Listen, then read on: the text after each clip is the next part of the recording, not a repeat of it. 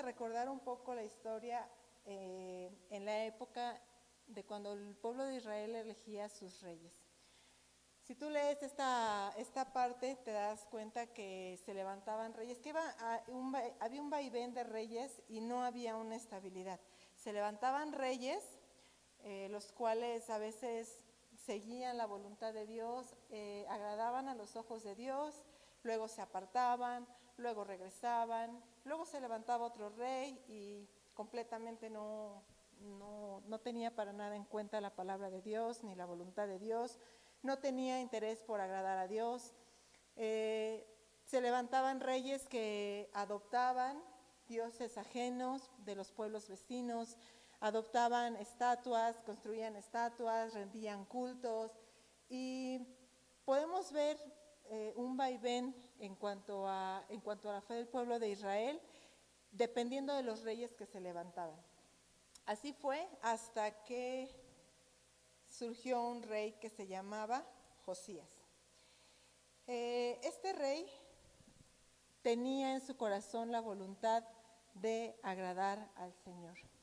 Pero en ese vaivén de reyes, el pueblo de Israel fue perdiendo como el rumbo, fue perdiendo, de su corazón se fue borrando, de su mente se fue borrando lo que era la ley de Moisés. Ya no la tenía tan clara, no la tenía tan precisa. Tan es así que Josías, siendo un rey que quería agradar a Dios, hizo muchas cosas como para purificar al pueblo, así lo dice la Biblia, ahorita lo vamos a ver. Él empezó a querer retomar ese camino, empezó a darse cuenta que el camino por el que iban o por el que habían guiado al pueblo de Israel otros reyes no era el correcto y que se habían alejado de Dios. Josías quería hacer la voluntad de Dios. Tan es así que en 2 de Crónicas 34, 2, 5 dice así: Josías tenía 8 años cuando subió al trono y reinó en Jerusalén 31 años. Hizo lo que era agradable a los ojos del Señor y siguió el ejemplo de su antepasado David. No se apartó de lo que era correcto. Durante el 8º año de su reinado, siendo aún joven, Josías comenzó a buscar al Dios de su antepasado David. Luego, en el año 12, empezó a purificar a Judá y a Jerusalén, destruyendo todos los santuarios paganos, los postes dedicados a la diosa Acera, los ídolos tallados, las imágenes fundidas. Ordenó que demolieran los altares de Baal y derribaran los altares del incienso que había encima. También se aseguró que despedazaran los postes dedicados a la diosa Acera, los ídolos tallados y las imágenes fundidas, y que los pedazos fueran esparcidos sobre las tumbas de aquellos que les habían ofrecido sacrificio. Quemó los huesos de los sacerdotes paganos sobre sus propios altares y de esta manera purificó a Judá y a Jerusalén. El propósito de Josías era retomar este camino que habían perdido. Él conoció a Dios y dice que él nunca se apartó de él. Pero te digo que entre el pueblo, y también le sucedió a Josías, la ley ya no estaba tan presente. Tan es así que en todo esto que él estaba haciendo, derribando los santuarios a dioses paganos, hubo una remodelación, por así decirlo, al templo. No era reconstrucción porque el templo todavía no estaba derribado, pero como todo edificio, pues necesitan remodelaciones, restauraciones. En esa restauración, dice que cuando estaban restaurando ahí el templo, encontraron unos rollos. Y en esos rollos estaba escrita la ley de Moisés. Cuando le llevan a Josías estos rollos, Josías empieza a leer los rollos y entonces empieza a angustiar su corazón y dice: no estamos haciendo todo lo que está aquí escrito, no estamos cumpliendo con la voluntad de Dios. Y seguramente pues todo va a venir, porque para esto Dios había estado advirtiendo al pueblo de Israel a través del profeta Jeremías y le había estado diciendo: arrepiéntete porque cosas terribles van a venir, arrepiéntete, vuelve al camino. Y mandaba personas que se ponían en la entrada del templo y les decía. Josías conocía todo esto y por eso él quería agradar a Dios. Pero cuando él lee los rollos, dice: no estamos haciendo la voluntad de Dios, no estamos cumpliendo la voluntad de Dios. Así que manda a consultar a una profetisa, Hulda, Y esta profetisa le dice, Dios conoce tu corazón y Él sabe que tú has querido agradarle y sabe que también no conocías la ley, por eso va a tener misericordia de ti. Y todo lo que ha dicho el Señor que va a venir sobre Israel, vendrá, pero hasta que tú mueras. Tú no lo vas a alcanzar a ver, no vas a alcanzar a ver la destrucción de Israel. Así sucedió, murió Josías y digamos que en ese punto el pueblo estaba en la oportunidad de retomar el camino porque Josías lo había purificado a Jerusalén. Pero se levantó otro rey y ahí empezó el terror de Israel. Ese rey fue llevado a Babilonia, se levantó otro rey y también fue llevado a Babilonia hasta que se cumplió la palabra del Señor. Y el Señor mandó al rey de Babilonia a conquistar Israel. Entonces saquearon el templo, destruyeron las murallas, destruyeron el templo, se llevaron a toda la gente cautiva y se la llevaron a Babilonia. Había sucedido lo que el Señor había estado advirtiendo. Yo quiero que pienses en lo que el pueblo de Israel tal vez iba sintiendo cuando iba caminando a su cautiverio. O sea, llega, los invaden, saquean el templo, llevan a sus animales, todo lo que ellos yo creo que en ese momento ellos recordaron todo lo que era sagrado, vieron destruir el templo y yo creo que les dolió. ¿Y cuál sería su pensar cuando ellos iban caminando a Babilonia, cautivos, sin libertad, sin ya la oportunidad de hacer lo correcto? Yo creo que en su corazón y en su mente había algo como, ¿por qué no hicimos caso? Jeremías habló tantas veces, Josías nos enseñó que todo esto destruyó todas las imágenes, incluso dice que quemó a los que habían ofrecido sacrificio. O sea, no había una manera más explícita de demostrarle al pueblo que era aberración, por eso los quema. Y yo creo que el pueblo de Israel iba pensando todo esto mientras iba a su cautiverio. Así sigue la historia y dice que después de 70 años el pueblo de Israel vuelve a Jerusalén. Dios permite que ellos vuelvan a Jerusalén. Ahora quiero que pienses, ¿qué vendría pensando el pueblo de Israel cuando venía de regreso a Jerusalén? Después de haber estado 70 años cautivo, ¿qué vendría pensando? Esta vez sí lo voy a hacer bien. Esta vez tengo otra oportunidad de hacer las cosas. Si pasaron 70 años, lo más probable es que algunos o muchos murieran en Babilonia y otros tantos hayan nacido ahí en Babilonia. Así que había gente jóvenes y no tan jóvenes, que no conocían Jerusalén. O sea, que lo único que conocían era Babilonia y que ellos eran esclavos y que estaban cautivos ahí y era todo lo que conocían. Pero habían escuchado que ellos tenían una tierra. Y también había escuchado que alguna vez iban a regresar a esa tierra. Así que yo me imagino que los más jóvenes venían contentos. ¿Cómo será la tierra? ¿Cómo será el lugar de mi origen? ¿Cómo será? Y los que habían conocido Jerusalén tal vez se venían preguntando, ¿en qué estado estará? ¿Ya habrá gente ahí? Tenemos otra oportunidad para hacerlo correctamente. Y la Biblia nos narra lo que hizo el pueblo de Israel. Ahí en Esdras 3:1-3 dice lo siguiente: a comienzos del otoño, cuando los israelitas ya se habían establecido en sus ciudades, todo el pueblo se reunió en Jerusalén con un mismo propósito. Entonces Jesúa, hijo de Jehosadac, se unió a sus hermanos sacerdotes y a Zorobabel, hijo de Salatiel, con su familia, para reconstruir el altar de Dios de Israel. Querían sacrificar ofrendas quemadas sobre el altar, según las instrucciones de la ley de Moisés, hombre de Dios. A pesar de que tenían miedo de los lugareños, reconstruyeron el altar en su sitio original. Luego, cada mañana y cada tarde comenzaron a sacrificar ofrendas quemadas al Señor sobre el altar. Esto fue lo primero que hizo el pueblo de Israel.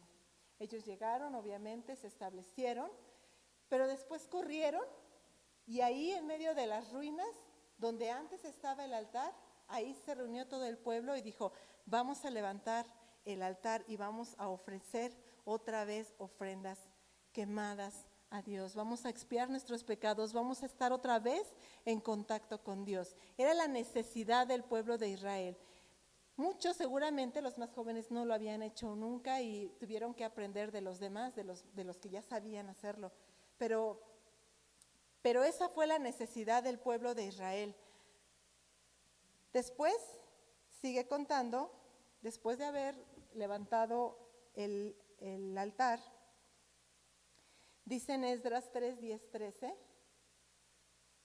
empezaron a construir los cimientos del templo. No el templo, pero sí los cimientos. Dice, cuando los constructores terminaron los cimientos del templo del Señor, los sacerdotes se pusieron sus mantos y tomaron su lugar para tocar sus trompetas. Luego los levitas descendientes de Asaf hicieron sonar sus címbalos para alabar al Señor, tal como lo había establecido el rey David. Con alabanza y agradecimiento entonaron el siguiente canto al Señor. Fíjate lo que entonaron. Él es tan bueno, su fiel amor por Israel permanece para siempre. Luego todo el pueblo dio un fuerte grito alabando al Señor, porque se habían echado los cimientos del templo del Señor. Sin embargo, muchos de los sacerdotes, levitas y otros líderes de edad avanzada que habían visto el primer templo lloraron en voz alta al ver los cimientos del nuevo templo.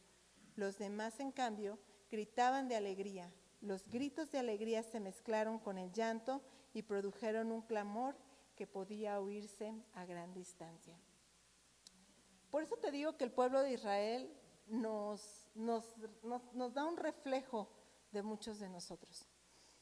Primero, te decía que ellos, entre el vaivén, entre todo lo que ellos habían escuchado, entre lo que escuchaban de los pueblos vecinos, ellos habían perdido de vista lo que era la ley, ya no la tenían tan presente. Y eso sucede a veces con nosotros. A veces escuchamos tantas cosas, hay tanta información, sin que siquiera tú la busques, te llega tanta información que a veces eso es lo que se te empieza a quedar en tu mente, eso es lo que se te empieza a quedar incluso en tu corazón. Eso, así, conforme a eso empiezas a reaccionar. Y a veces lo que hemos leído, la palabra de Dios, empieza como a confundirse entre esa información, empieza a desvanecerse y empieza a tomar más fuerza la información que tenemos afuera, las costumbres que empezamos a recibir de afuera y empezamos a olvidar lo que es la palabra de Dios. O bien, recordamos la palabra de Dios solamente en la parte donde dice, es que si tú no haces esto no le vas a agradar a Dios y lo que hacemos es apartarnos de Dios, pero se nos olvida la parte donde dice, pero tienes un Dios amoroso, tienes un abogado con el Padre, pero puedes regresar, pero puedes hacer esto, pero no es tarde, pero hay tiempo. Como que esa parte se nos olvida y decimos, ya pequé, ya, adiós. Como que nos volvemos así como el pueblo de Israel, como que dependiendo de lo que estemos viviendo, a veces así va fluctuando nuestra fe, en un vaivén, en una veces sí y en una veces no. Y es necesario que nosotros estemos todos los días alimentándonos de la palabra. Es la manera en que nosotros podamos fortalecer nuestra fe de tal manera que no importa lo que digan allá afuera, sino que yo tengo la palabra de Dios y yo me voy a agarrar de esa palabra y mi fe va a estar establecida en esa palabra. Es una cuestión de lógica. Si por ejemplo nosotros vemos que las circunstancias son cambiantes y nuestra fe está basada en eso y nuestra atención está puesta en eso, lo más seguro es que vayamos como los cardos hacia donde sople el viento y así nos movamos nosotros. Pero hay una cosa que dice que es que la palabra de Dios permanece para siempre. La palabra de Dios permanece, así que es lógico que si nosotros nos agarramos de la palabra de Dios, por más que se mueva, si estamos en algo que permanece, nuestra fe va a permanecer y nosotros vamos a permanecer también. Así fue la historia del pueblo de Israel. Y esto me lleva a compartirte 4 puntos. El primero de ellos es justamente de lo que hablábamos, no seamos volubles. La fidelidad de Dios no puede depender de las circunstancias. El Señor nos describió ahí en el huerto del Getsemaní. Cuando leía esto, les comentaba a los hermanos, cuando yo leía esto, entendía una cosa. Cuando Él dice que nosotros no somos de este mundo, nosotros siempre pensamos que Él se refiere a que nuestro objetivo, nuestro propósito va más allá de esta tierra. Que lo que vamos a hacer son cosas que van a trascender a la eternidad. Y eso es completamente cierto. Pero hay algo implícito en esta palabra cuando Él dice, ellos no son de este mundo. Eso quiere decir que nuestra fe tampoco es de este mundo. Que nosotros no vamos a reaccionar como reacciona la gente de este mundo.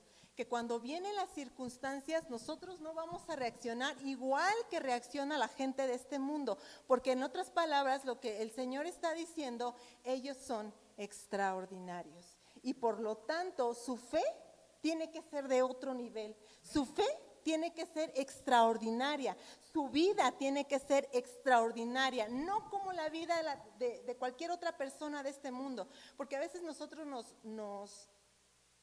nos justificamos y decimos somos seres humanos, y sí, pero el Señor dijo es que tú no eres de este mundo, tú eres un ser extraordinario y tu fe tiene que ser igualmente extraordinaria.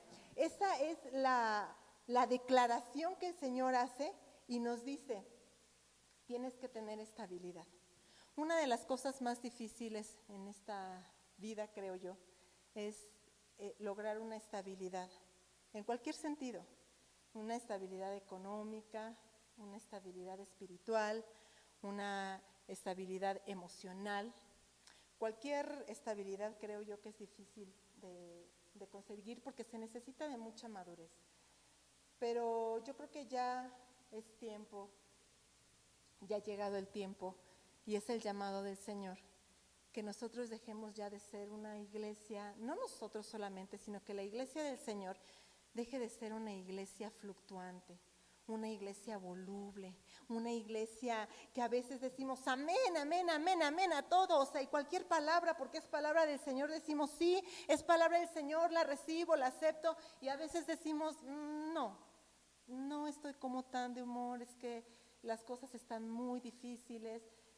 Y es algo natural en la iglesia, pero yo creo que ya se ha llegado el tiempo que la iglesia sea una iglesia firme, una iglesia estable. No una iglesia que esté arriba y una iglesia que esté abajo, sino una iglesia que vaya siempre con paso firme adelante, cumpliendo un propósito que Dios ha sembrado. La Biblia lo dice muy claro ahí en 1 Corintios 16:13. Dice, estad alerta. Sí, tenemos ahí estad alerta, manteneos firmes en la fe, portaos con valentía y sed modelo de fortaleza. ¿Qué dice? ¿Manteneos qué? Firmes. ¿Manteneos qué? Firmes. Y dice, portaos con qué? A ver otra vez, ¿portaos con qué? Con valentía. Se necesita valor para decir en medio de cuando la gente está diciendo todo va a estar mal, todo va mal, tienes que tener cuidado, tienes que vivir con miedo, tienes que hacer, se necesita valentía para pararte y decir, tú dices eso, pero el Señor a mí me dice que todo va a estar bien. Tú dices eso, pero el Señor me dice, tú dices, es que va a venir una carencia, es que va a venir, pero el Señor dice que nunca va a faltar alimento en tu mesa. Tú dices que todo va a empeorar, que se van a venir mucho revuelo, que hay mucha inestabilidad, pero el Señor me dice, no temas, porque yo estoy contigo, yo soy tu Dios. Tú puedes decir muchas cosas, muchas autoridades, como en el pueblo de Israel se levantaban los reyes y decían, así muchas autoridades, tanto políticas, sociales, de todo tipo, te pueden decir muchas cosas, pero si nosotros estamos plantados con una fe firme y llenos de valor, nosotros podemos levantar y decir, no es cierto, el Señor está diciendo otra cosa y yo le creo al Señor. Amén.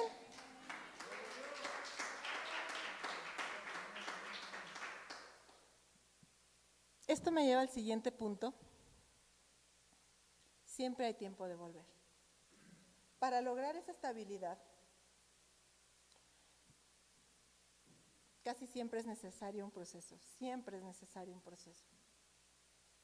Y en ese proceso podemos sufrir cosas que nos golpeen fuerte, puede ser un proceso doloroso, puede ser un proceso incluso que nos haga cautivos, no que nos vaya a llevar cautivos a otro lugar, pero en ese proceso, cuando nuestra fe no está tan firme, cuando a veces nuestra voluntad flaquea, podemos volvernos cautivos de las circunstancias, podemos volvernos cautivos de la desesperación, podemos volvernos cautivos de la duda mata, la duda es una de las peores cosas que puedes vivir cuando estás esperando un diagnóstico, cuando estás esperando una resolución. La duda, ese lapso en el que no sabes qué va a pasar, la duda mata. Te puedes volver cautivo de la duda, puedes volverte cautivo de la angustia, puedes volverte cautivo de la enfermedad, puedes volverte cautivo de muchas cosas. Puedes sentirte perdido, puedes sentirte alejado, puedes sentir que cuando vienes ya no sientes lo mismo, que tu pasión se apagó, que cuando cantas tu corazón ya no arde, como ese canto que dice hay un fuego que arde en el corazón. A lo mejor tú lo sentías y ya no lo sientes. Puedes estar perdido en muchas cosas, pero el Señor te dice hoy, siempre hay tiempo de volver. Zacarías 1:3 dice así: por lo tanto, dile al pueblo, y me gusta porque te dice 2 veces quién te está dando este mensaje. El Señor de los ejércitos celestiales dice, regresen a mí y yo me volveré a ustedes. Y por si se te olvidó, dice el Señor de los ejércitos celestiales. Ningún político, ningún influencer, dice el Señor de los ejércitos celestiales que es tiempo de volver. Puedes regresar. No, el que te hayan llevado, el que hayan llevado cautivo al pueblo de Israel no significa que todo estaba perdido. El que estemos cautivos, el que tal vez hayamos flaqueado, el que tal vez estemos dudosos, angustiados, no significa que ya está todo perdido, fallamos y no hay nada más que hacer, sino que tenemos la oportunidad de volver. Podemos volver a tratar de tener ese amor que hemos perdido. Y este punto me lleva al siguiente, porque después de 70 años el pueblo de Israel volvió. El hijo pródigo, ¿te acuerdas del hijo pródigo? Él también volvió. Él se había ido, había hecho lo que quiso con su vida, se encontraba absolutamente perdido. No tenía nada, lo perdió todo, perdió la dignidad incluso. Pero él se acordó que siempre había tiempo de volver. Y te decía, me lleva al tercer punto. No importa el tiempo difícil, construye tu altar. Porque una vez que el pueblo de Israel volvió, y después de haberse establecido, lo primero que hizo fue construir su altar. Para volver de ese cautiverio o de esa situación en la que estamos, es necesario construir nuestro altar en donde tú te encuentres. El altar es el lugar donde el hombre se encuentra con Dios. Es el lugar donde se encuentra con su Padre. El altar ya no es como en ese tiempo el pueblo de Israel tuvo que levantar el altar y traer las ofrendas y quemarlas. Ya no es ese lugar físico, sino es ese lugar donde tú vienes y quemas todo lo que te estorba, donde tú vienes y quemas todo tu orgullo, ese orgullo que no te deja que la palabra penetre en el corazón. El altar es el lugar donde tú quemas la vanidad, El altar es el lugar donde tú dejas toda tu soberbia, donde dejamos todas nuestras banalidades, donde nosotros podemos venir y decirle, Señor, ya no tengo nada más, pero te tengo a ti, pero te necesito a ti. El altar es el lugar donde te puedes reencontrar con Dios, donde te despojas absolutamente de todo, de los títulos nobiliarios, de lo que crees que eres. Y el altar es ese lugar donde tú vas, doblas tus rodillas y le dices, Señor, aquí está mi corazón. Anteriormente habían requisitos para levantar el altar, hoy hay un solo requisito y lo dice el Señor ahí en Salmo 51, 17 vemos ese requisito y dice, el sacrificio que sí deseas es un espíritu quebrantado. Tú no rechazarás un corazón arrepentido y quebrantado, oh Dios. Ese es el único requisito hoy para levantar el altar. Cuando te des cuenta que hay tiempo de volver, y si ni siquiera te has alejado, pero necesitas renovar tus fuerzas, levanta tu altar. Levanta tu altar porque ese es el lugar en donde el Señor te va a descubrir nuevamente, se va a descubrir nuevamente ante ti y tú lo vas a poder ver y tú vas a poder tener esa relación con Él y vas a poder derramar tu corazón y tengas lo que tengas en tu corazón en el altar, ahí puedes derramarlo, ahí puedes tener esta intimidad con Dios. Es en ese altar donde tú te quitas ese cautiverio. Porque tú puedes ir y venir de Babilonia, pero si en el altar no quemamos esas cosas, esos miedos, es que hay cosas que dan tanto miedo, como las enfermedades, como las crisis económicas, y hay tantas cosas en el corazón que si nosotros no levantamos ese altar, difícilmente vamos a poder tener una fe como la que hablábamos al principio. Difícilmente vamos a poder ser una iglesia o una persona que siga adelante de acuerdo a los propósitos de Dios y que sea inamovible. En ese altar es necesario que nosotros nos sinceremos y que entreguemos nuestro corazón así como el Señor lo pide. Te decía que no es tan diferente la historia o el reaccionar del pueblo de Israel a lo que vivimos nosotros actualmente, porque si te acuerdas, en uno de los versos de arriba decía que los más ancianos, ellos lloraban. Decía que ellos que habían visto lo que había sido Jerusalén, ellos lloraban y los más jóvenes gritaban de júbilo. Y lo vemos aquí en la iglesia que hay gente que los mayores no pueden venir. Y ellos lloran, te lo aseguro, lloran porque quieren reunirse y porque quieren estar. Y los más jóvenes a lo mejor estamos aquí y estamos tan contentos de estar aquí. Y es una fusión, porque cuando vuelves al Señor, no sé qué sentiste tú cuando se volvieron a abrir las puertas de este lugar, pero es una emoción de poder volver a juntarnos y alabar a Dios. Y son sentimientos encontrados, porque tú quisieras que estuviera toda la iglesia o quisieras abrazar a tu hermano, pero te digo, no es tan diferente a lo que vivió el pueblo de Israel. Y una vez que tú levantaste tu altar, que tú dijiste, voy a regresar, y vamos a regresar pero con todo, y levantaste tu altar y derramaste tu corazón y dijiste, voy a seguir adelante, esto nos lleva al cuarto punto. Alaba como un loco. Fíjate bien, el pueblo de Israel ya tenía ahí su altar, solamente había levantado los cimientos.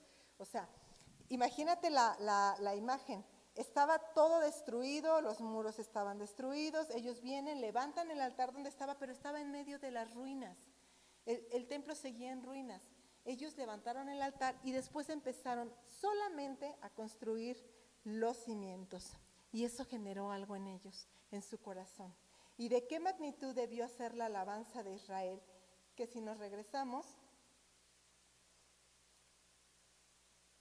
ahí a Esdras 13, bueno, lo leo aquí, dice, los gritos de alegría se mezclaron con el llanto y produjeron un clamor que podía oírse a gran distancia.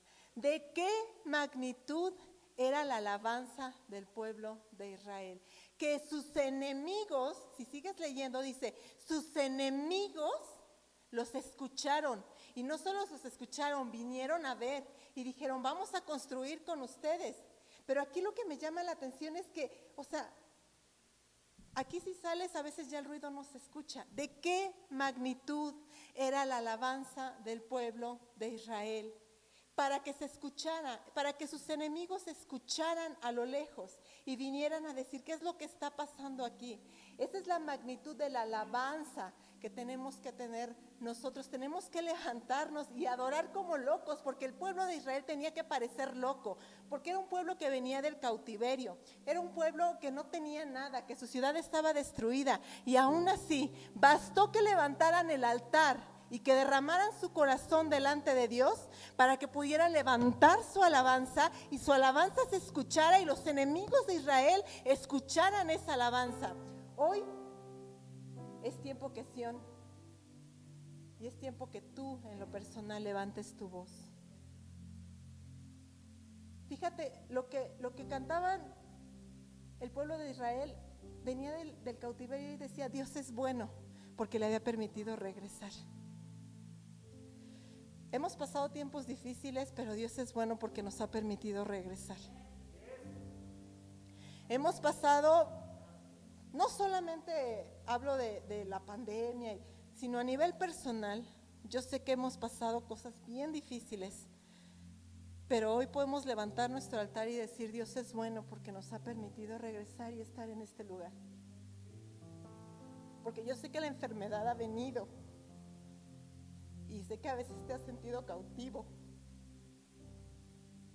Yo sé que los problemas han venido, pero te has sentido cautivo tal vez. Pero levantar el altar y derramar tu corazón delante de Dios te da fortaleza. Te levanta de verdad. Y te hace parecer un loco, porque después de que te sentiste así, vienes delante de los pies del Señor y dices, Dios es bueno.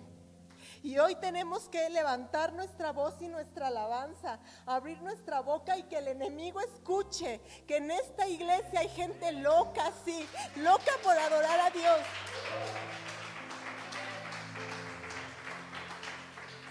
Que en esta iglesia no importan las circunstancias, porque nuestra fe está en la palabra de Dios y la palabra de Dios no se mueve. No solamente los vecinos van a escuchar que aquí adoramos el nombre de Dios a pesar de todas las cosas. El enemigo va a escuchar que tu fe sigue viva, que tu fe sigue fuerte, que tu fe sigue firme y que no te va a quebrantar y que no puede hacer nada contra la iglesia de Cristo, porque nosotros somos de otro mundo.